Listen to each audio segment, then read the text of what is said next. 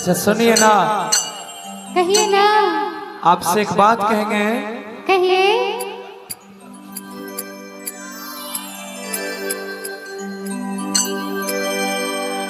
कि यही कन्या उस दिन तोरी सखिया करती थी क्या बात हो, कहती थी तेरे साथ चलने को सो आ गए हम तेरे साथ हो। लेकिन एक चीज जानते हैं आप क्या? कि साथ अधूरा तब तक जब तक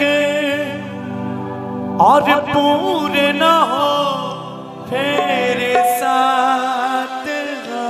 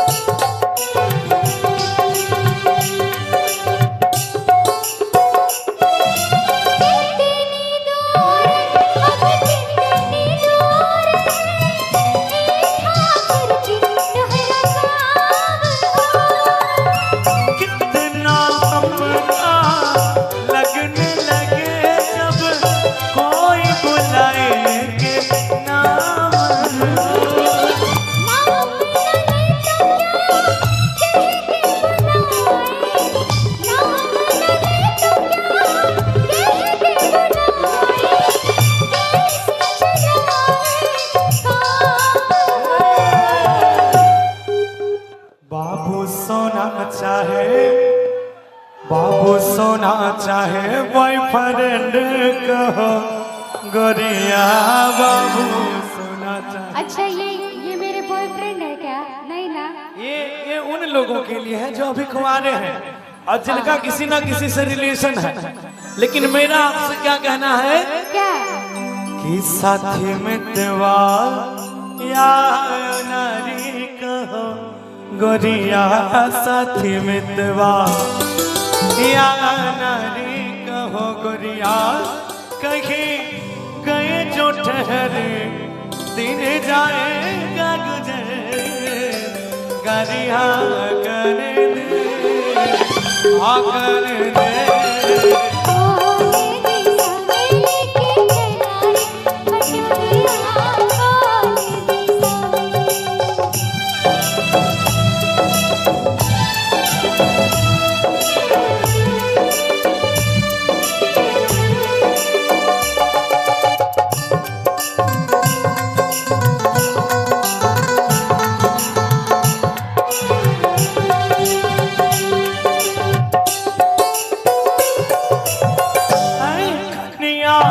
उस दिन तोरी सखिया करती थी क्या बात हो, कहती तेरे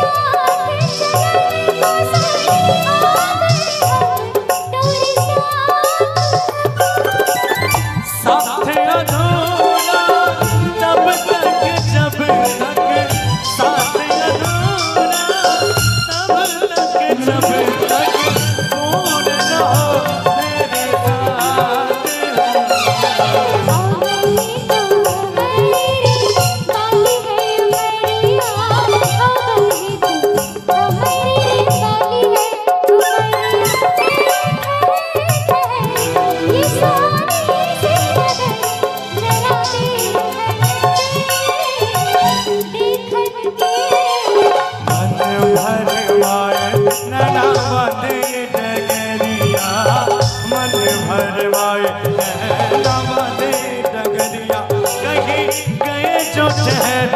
दिन जाएगा गुजर, गाड़ी कर दे,